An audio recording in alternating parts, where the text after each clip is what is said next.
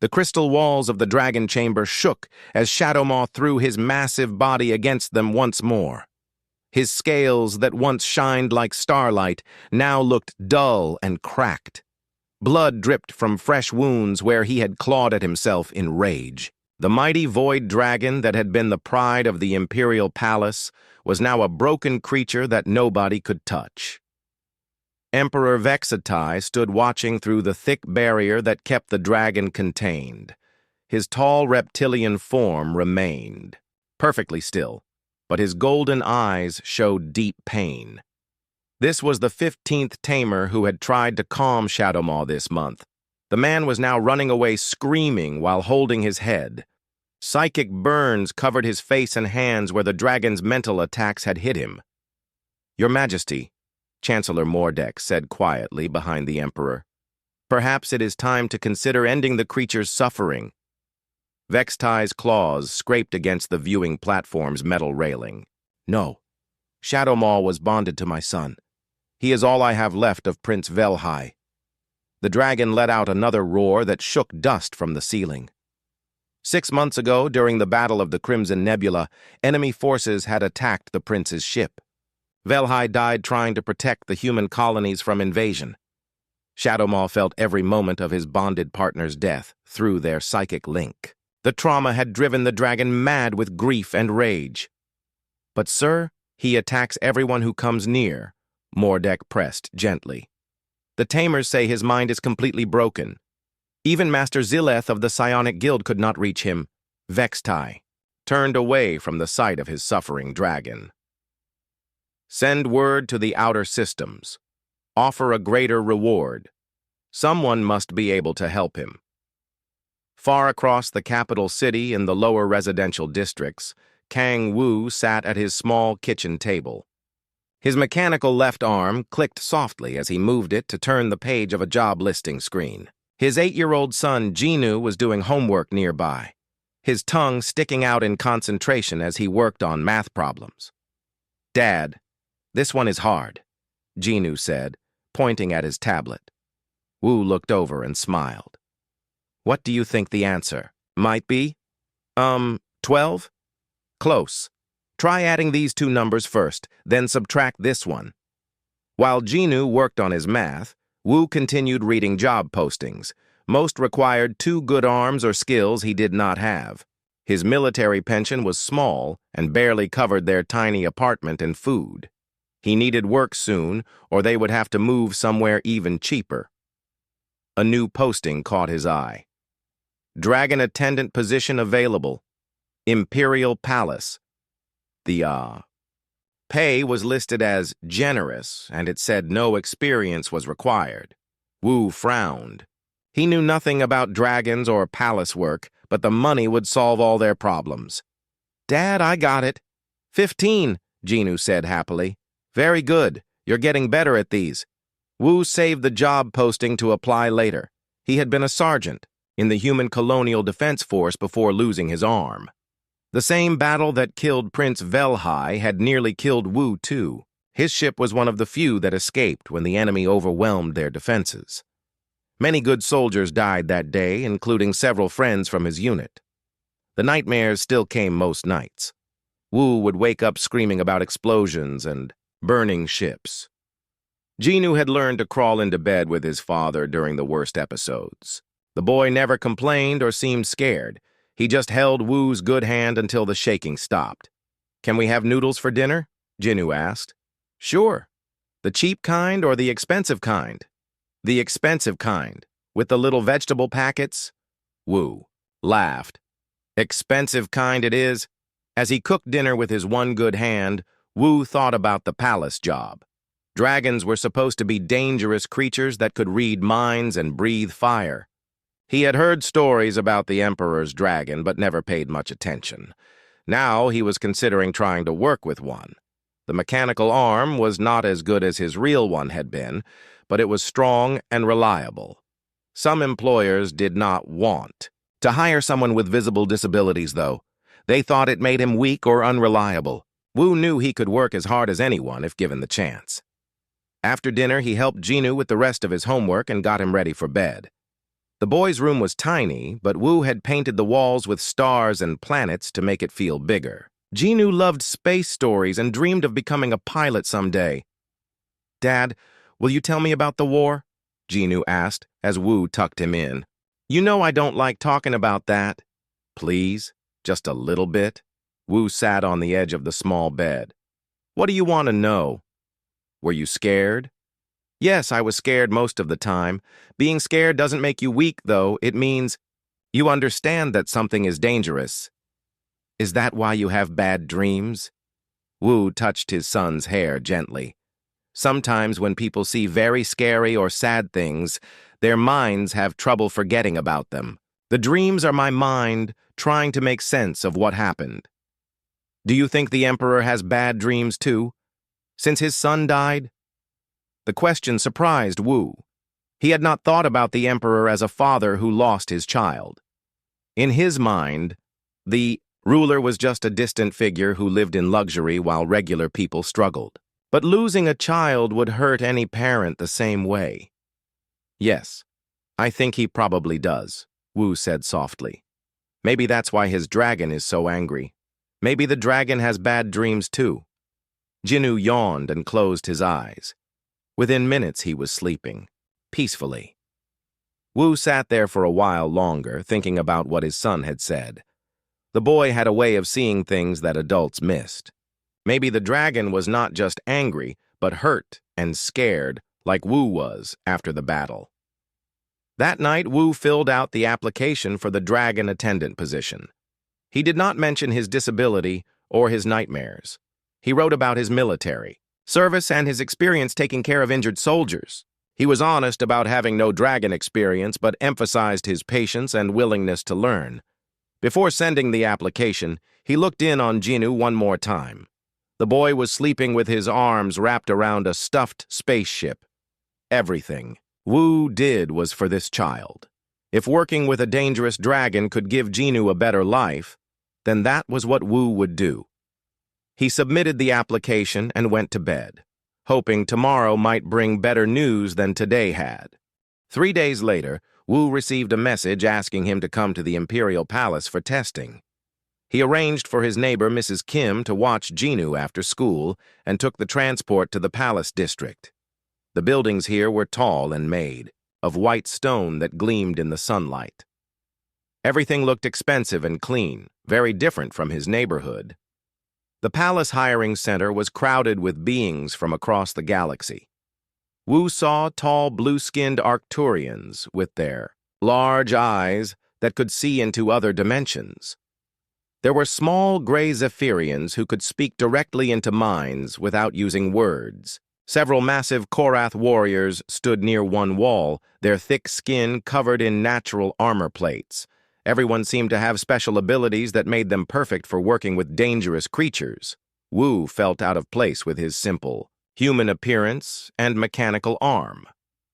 A few of the other applicants looked at him strangely, probably wondering why someone so ordinary was there.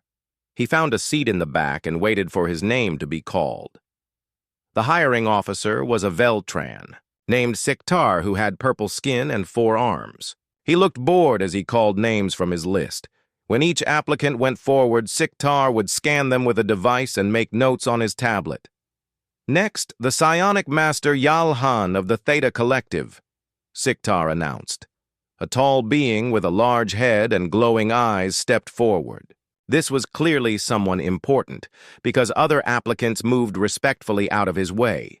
Master Yalhan had trained on the psionic homeworld and was said to be able to control the minds of entire armies. "Very impressive credentials," Siktar said, reading from his scanner. "Please proceed to the Dragon Chamber for evaluation." Wu and the other applicants were led through palace corridors lined with artwork from 1,000 worlds. Guards in golden armor stood at attention as they passed. The wealth and power on display here was beyond anything Wu had imagined. The Dragon Chamber was larger than his entire apartment building. The ceiling stretched up so high it disappeared into shadows. In the center was a crystal cage that hummed with energy. Inside the cage was Shadowmaw. The dragon was enormous, easily the size of a shuttlecraft. His scales were black with silver edges that should have sparkled like stars, but looked dull and lifeless now. Scars covered his hide where he had clawed at himself. His eyes were wild and full of pain as he paced back and forth in the limited space. "Behold the last void dragon," Siktar said to the group. "Bonded to the royal bloodline for 800 years. Master Yalhan, please demonstrate your abilities." The psionic master approached the containment field confidently. He raised his hands, and his eyes began to glow brighter. Wu felt a strange pressure in his head as the alien used his mental powers. At first, Shadowmaw seemed to calm slightly. His pacing slowed and his head tilted as if listening to something. Then suddenly the dragon threw back his head and roared. The sound was not just heard, but felt, like a hammer blow to the mind. Several observers cried out and grabbed their heads in pain. Master Yalhan staggered backward, his glowing eyes now dim. Blood trickled from his nose. "The creature's psychic defenses are too strong," he gasped. "His grief has become a weapon that strikes at anyone who tries to enter his thoughts." Shadowmaw slammed his body against the crystal walls. Cracks appeared in the containment field and alarms began to sound. Palace guards rushed forward with energy weapons while technicians worked to strengthen the barriers. "Clear the chamber," Siktar ordered. "The test is over." As the crowd began to leave, Wu found himself walking closer to the dragon instead of away. Something about the creature's pain called to him. It reminded him of his own worst nights when the nightmares made him feel like he was going crazy. "Human!" Siktar called sharply. "Step away from the containment field." "I want to try," Wu said. The Veltran laughed, a sound like grinding metal. "You, a one-armed human with no psychic abilities. Master Yalhan is one of the most powerful mental specialists in the galaxy, and he failed. I still want to try." Siktar looked at his list and sighed. Kang Wu, human, former military.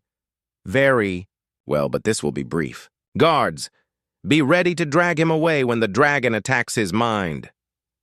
Wu walked to the edge of the containment field. Up close, Shadowmaw was even more impressive and terrifying. The dragon's eyes locked onto his, and Wu felt a pressure building in his skull. But instead of trying to fight it or push back like the psionic master had done, Wu just accepted the sensation. "Hello," he said quietly.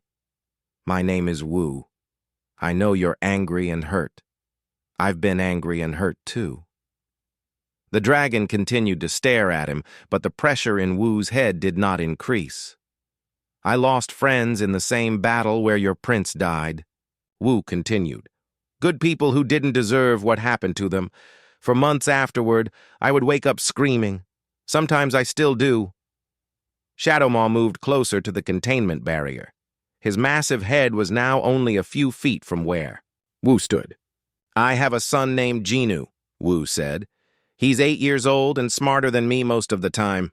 When I have nightmares, he climbs into bed with me and holds my hand until I stop shaking. He never asks me to stop being scared. He just stays with me until it passes." The dragon's pacing had stopped completely. He was listening. "I don't know what it feels like to lose someone you're bonded with," Wu admitted. "But I know what it feels like to lose people you care about. I know how the anger burns inside you and how you want to hurt everything around you because you hurt so much." Behind him, Wu could hear whispers from the observers.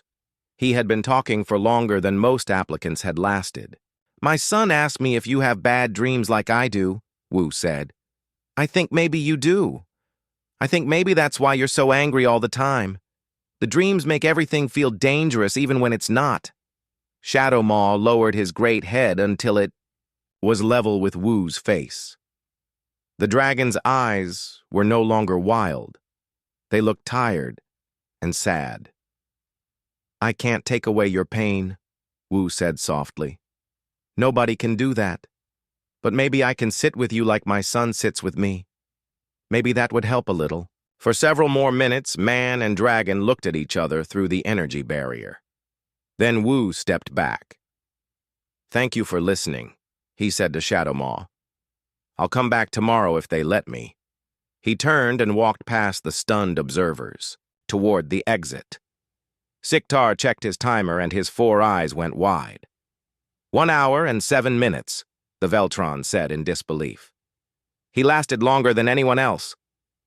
Behind them, Shadow Maw had curled up on the floor of his cage. For the first time in months, the dragon appeared to be resting peacefully. Emperor Vexatai stepped out from an observation alcove where he had been watching. His golden eyes were fixed on the human who was already disappearing down the corridor. "Bring him back tomorrow," the Emperor commanded. The next morning, Wu returned to the palace with a small bag containing his lunch and a thermos of coffee. The guards at the hiring center looked surprised to see him, but let him through without questions. Siktar was waiting with what might have been curiosity on his alien features. "The Emperor wants to see what you do with the dragon," the Veltran explained as they walked through the corridors. "You will be observed, but not interrupted unless the creature becomes dangerous." When they reached the dragon chamber, Wu saw that Shadow Maw was lying in the same spot where he had been resting the day before. The dragon's head lifted when Wu entered, and those ancient eyes focused on him immediately. "Good morning," Wu said, taking a seat on the floor near the containment field. "I brought coffee today. It helps me think better in the mornings." He opened his thermos and poured coffee into the cup that served as a lid. The warm, familiar smell made him feel more at home in the vast chamber. "I was thinking about what you might be feeling," Wu continued conversationally. "When I lost my friends in the war, I kept expecting them to walk into the room or send me messages. My brain couldn't accept that they were really gone." Shadow Maw moved closer to the barrier and settled down so his head was near where Wu sat. "Your prince was more than a friend, though. He was part of you, wasn't he? Connected to your thoughts and feelings all the time. Losing him must be like losing part of yourself." The dragon made a low sound that was not quite a growl. It seemed almost like agreement. "Last night, my son Jinu asked me what dragons dream about," Wu said, taking a sip of his coffee. "I didn't know what to tell him. Do you dream about flying? Through space with the prince? Do you dream about the battle?" For the next hour, Wu talked about his own dreams and memories. He described the nightmares that showed him his friends dying over and over again. He talked about the guilt he felt for surviving when they did not. He explained how anger had consumed him for months until he realized it was just another form of pain. When his coffee was finished and his small lunch eaten, Wu stood up to leave. "Same time tomorrow?" he asked Shadow Maw. The dragon watched him, go with what looked like disappointment. This routine continued for a week. Each day, Wu would sit by the containment field and talk. Sometimes he shared memories of his military service. Other times he described taking care of Jinu or the challenges of living with one arm. He never tried to give advice or make the dragon feel better. He just shared his own experiences and let Shadow Maw listen. The palace staff began to notice changes in the dragon's behavior. He was sleeping more regularly and eating the food they provided instead of ignoring it. The violent thrashing against the containment walls stopped completely. Several times, guards reported hearing sounds that might have been the dragon trying to communicate, though no one could understand what he meant. On the 8th day, Wu arrived to find Emperor Vexatai waiting in the dragon chamber. The rulers. Golden scales gleamed in the artificial light, and his presence filled the vast space. Wu felt nervous but tried not to show it. "Your Majesty," he said with a respectful bow. "Sit," the Emperor commanded, gesturing toward Wu's usual spot. "Continue your routine. I wish to observe."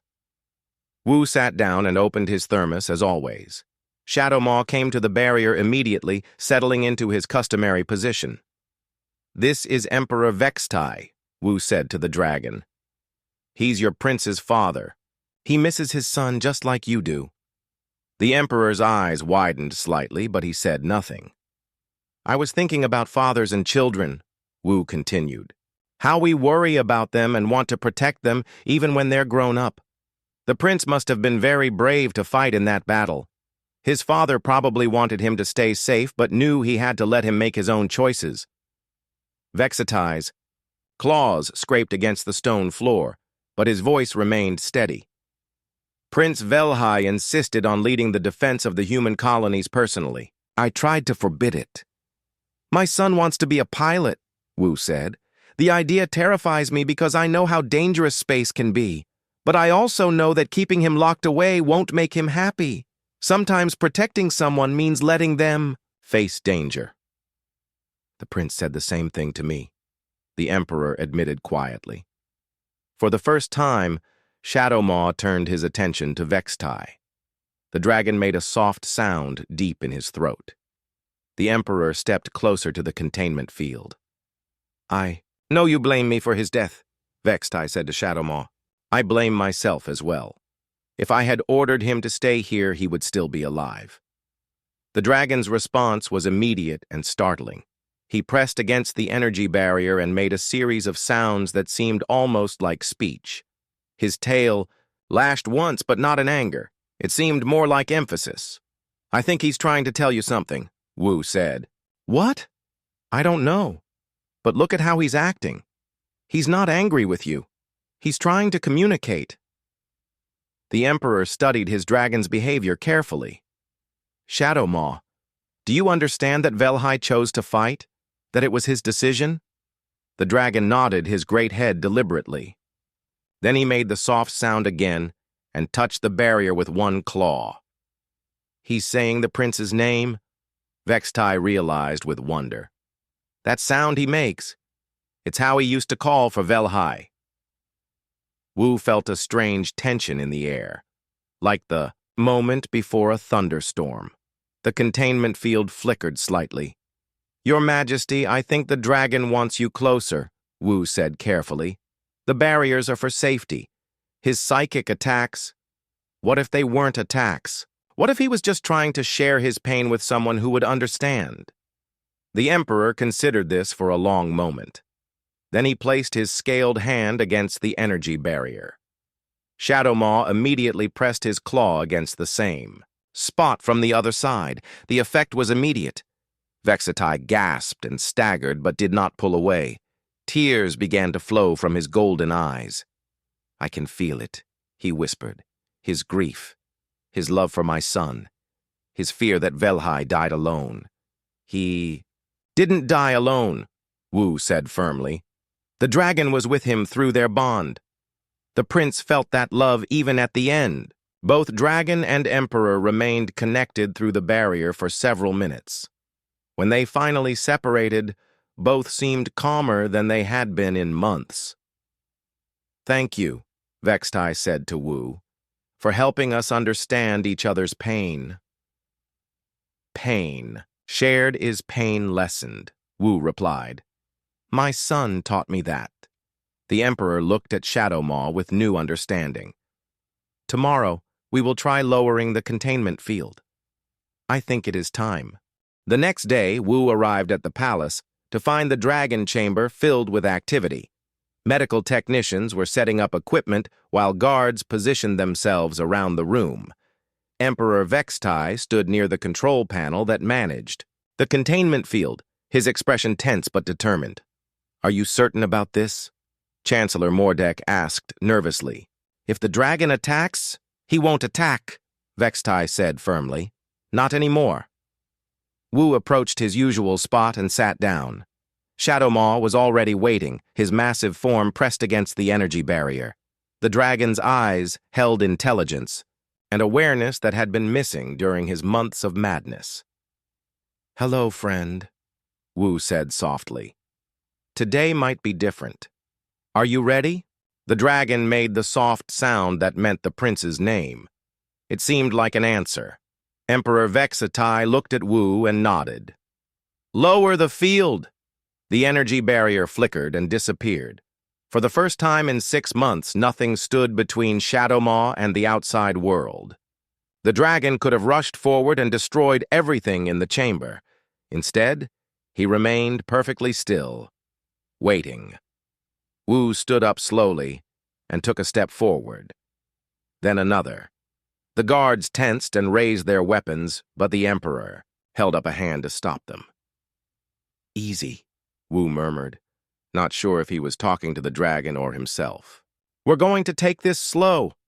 He reached the spot where the barrier had been and extended his hand.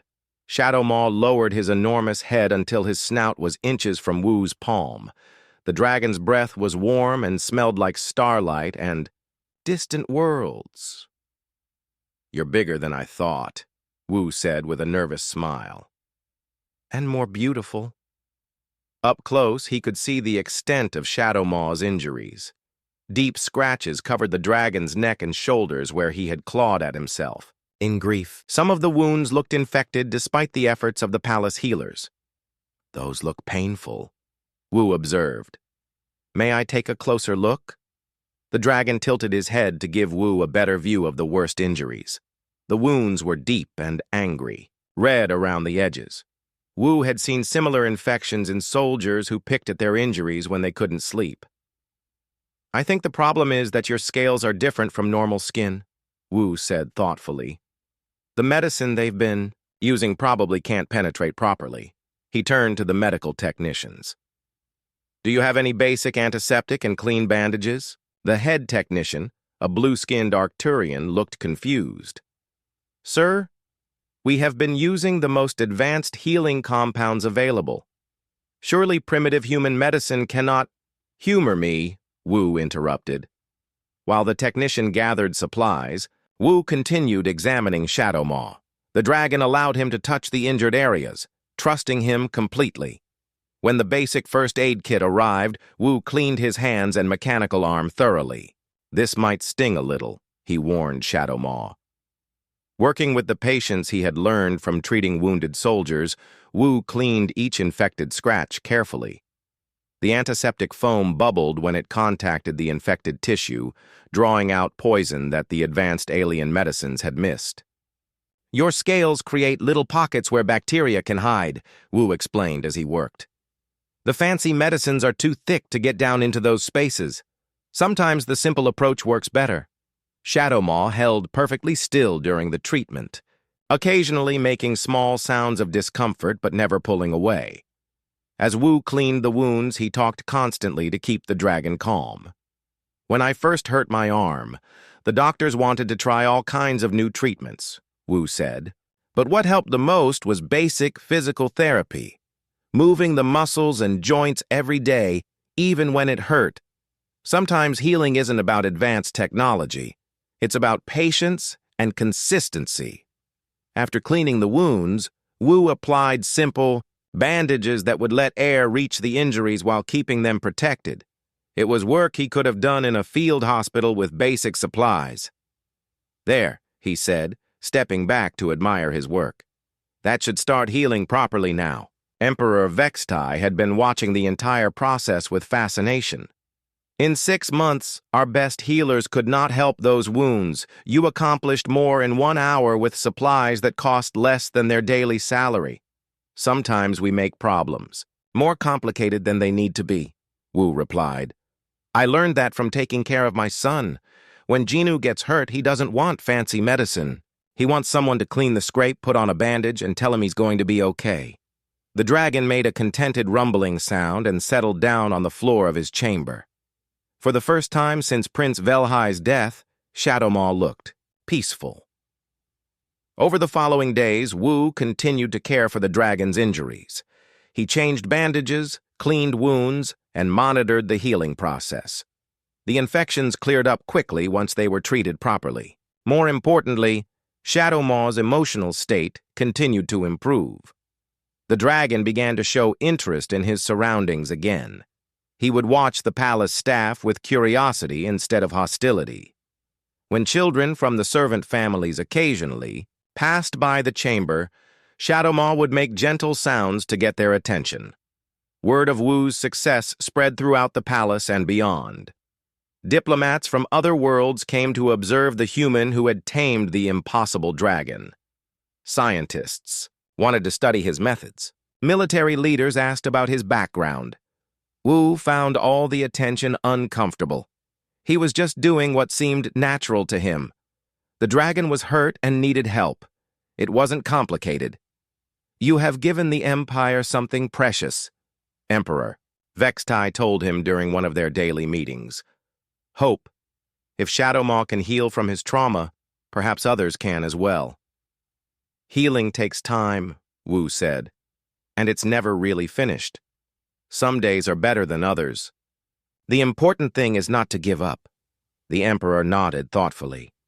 "I have been thinking about what you said regarding your son wanting to be a pilot. Perhaps it is time for the Empire to reconsider its relationship with humanity. Your people have qualities that we have overlooked." "We all have different strengths," Wu replied.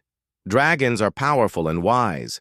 Your people built an empire that spans the galaxy. Humans are good at understanding pain and helping others heal from it." "Indeed. I would like to offer you a permanent position here. Chief Dragon Keeper, with a salary that would ensure your son's future." Wu was quiet for a long moment, watching Shadow Maw sleep peacefully in the afternoon light streaming through the chamber windows. "I'm honored by the offer," he finally said. "But I think Shadow Maw needs more than just one person taking care of him. He needs to learn to trust others again. And there are probably other creatures out there who need help too." The Emperor smiled, showing sharp teeth. "What are you suggesting?" "Let me teach others what I've learned. Not just about dragons, but about healing trauma in any creature. Make it part of how the Empire takes care of beings who have been hurt by war or loss. You would turn down wealth and position to become a teacher? My son is proud of me for helping someone who was suffering," Wu said simply. "That means more to me than any title or salary." 6 months after Wu first sat down next to Shadow Maw's containment field, the dragon chamber had been transformed into something that looked more like a garden than a prison. The crystal walls had been replaced with open archways that led to outdoor spaces where Shadow Maw could fly and exercise. Sunlight streamed through skylights in the ceiling, and the air smelled of growing things instead of sterile medical equipment. Wu was sitting in his usual spot, but now Jinu was beside him. The 8-year-old boy had been visiting the palace every day after school for the past month. At first, Wu had been nervous about bringing his son so close to such a powerful creature, but Shadow Maw had taken to the child immediately, perhaps sensing the innocence and pure heart that reminded him of happier times with Prince Velhai. "Tell him about the math test," Jinu said excitedly to his father. "You tell him," Wu replied with a smile. "He likes hearing your voice." Jinu turned to face Shadow Maw, who had lowered his massive head to the boy's eye level. "I got all the problems right, even the hard ones about fractions. Dad helped me practice every night." The dragon made his pleased rumbling sound and gently nuzzled the boy with his snout. Jinu giggled and patted the smooth scales on Shadow Maw's nose. "Are you going to fly today?" Jinu asked. "Can I watch?" In response, Shadow Maw stood and stretched his wings. The span was enormous, reaching from one side of the chamber to the other. His scales had regained their starlight shimmer, and the scars from his self-inflicted wounds had faded to thin silver lines. "Stay here with your father." Shadow Maw seemed to communicate through a series of soft sounds and gestures that Jinu had learned to understand. The dragon moved to the center of the chamber and launched himself upward through an opening in the ceiling. Soon they could see him soaring above the palace, his dark form outlined against the bright sky. Other dragons from distant worlds had been brought to the palace in hopes that they might help Shadow Maw, but none had formed the kind of bond he shared with the human boy. "He's magnificent," said a familiar voice behind them. Wu turned to see Emperor Vextai approaching with Chancellor Mordek. The ruler looked different now, less rigid and formal, more at peace with himself and his grief. He had been working with Wu to understand his own trauma from losing his son, and the process had changed him. "Good afternoon, Your Majesty," Wu said, standing and bowing. Jinu copied his father's respectful gesture. How are the new students progressing? The Emperor asked. Wu's teaching program had grown far beyond what anyone had expected. Beings from across the galaxy came to learn his methods for helping traumatized creatures and people. The Imperial Institute for Interspecies Understanding occupied an entire wing of the palace now, with dormitories for students and facilities for treating a variety of psychological injuries. Very well, Wu reported. The Korath warrior who lost his bond brother is making excellent progress with the injured cave dragon, and the Zephyrian diplomat has successfully helped 3 war veterans overcome their nightmares using the sharing techniques. The key insight, Chancellor Mordek observed, is that healing trauma requires patience and empathy rather than power or technology. My dad always says that, Jinu added proudly. He says hurt people need someone to sit with them, not someone to fix them. The Emperor smiled at the boy. Your father is very wise. He has taught us that humans possess a special gift for understanding suffering and helping others heal from it. Above them, Shadow Maw completed a graceful loop through the air and glided back down to land in the chamber. He folded his wings and moved immediately to Jinu's side. The bond between dragon and boy had grown stronger each day, built on trust and mutual affection, rather than the psychic link that had connected Shadow Maw to the prince. I have news, Emperor Vexitai announced. The Galactic Council has voted to establish healing centers based on your methods on 12 different worlds. They want to call them Human Hope Centers, in recognition of your people's contributions to mental health care. Wu felt overwhelmed by the magnitude of what had grown from his simple decision to sit and talk with a grieving dragon. I never imagined it would become so large. Healing spreads, the Emperor said. When one being learns to process their pain in a healthy way, they can help others do the same. Your son will grow up in a galaxy where trauma is treated with understanding, instead of fear or shame. Jinu was only half listening to the adult conversation. He was more interested in showing Shadow Maw a drawing he had made of the dragon flying through space. The creature examined the picture carefully and made approving sounds. He likes it, Jinu announced. He says the stars look right. You can understand him now? Wu asked with surprise. Not with words, Jinu explained, but I can tell what he means, like how I know you're having a bad dream before you wake up screaming. Wu exchanged a look with the Emperor. The boy's natural empathy was remarkable, perhaps even stronger than his father's. It suggested that humans might have an innate ability to sense and respond to emotional distress in others. Would you like to learn more about helping people and creatures who are hurt? Emperor Vexitai asked Jinu. Yes. Can I work with Dad when I'm older? I think you will do even better than your father, the Emperor said.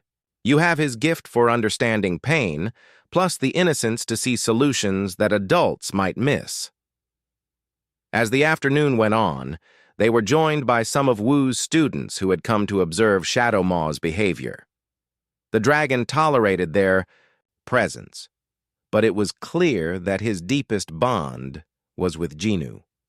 The boy represented hope and renewal rather than the painful memories associated with adults. When evening approached and it was time to leave, Jinu hugged Shadow Maw's snout goodbye. I'll see you tomorrow, he promised. We can practice flying maneuvers again. The dragon watched them go with what looked like contentment. He had found a new purpose in protecting and caring for the human child, just as the child brought joy and wonder back into his life. As they walked through the palace corridors toward the transport station, Jinu took his father's good hand in both of his small ones. Dad, are you proud of what we did? What we did? You helped Shadow Maw stop hurting. I helped him remember how to be happy. We're a team. Wu squeezed his son's hand gently. Yes, I'm very proud of both of us. Behind them, Shadow Maw's contented rumbling echoed through the palace halls. The sound had once been a roar of rage and pain. Now it was a lullaby of peace and healing that would help him sleep without nightmares. In the months that followed, stories spread across the galaxy about the human veteran and his son who had tamed the impossible dragon. But Wu knew the truth was simpler than the legends made it sound. They hadn't tamed anything. They had simply recognized a fellow being in pain and offered the gift of patient understanding. In a universe full of advanced technology and incredible powers, sometimes the most important healing came from the simple act of caring about someone else's suffering. The dragon was no longer broken. Neither was the man. And the boy who had helped heal them both would grow up knowing that the greatest strength was not the ability to conquer, but the courage to sit with someone in their darkest moments and remind them they were not alone.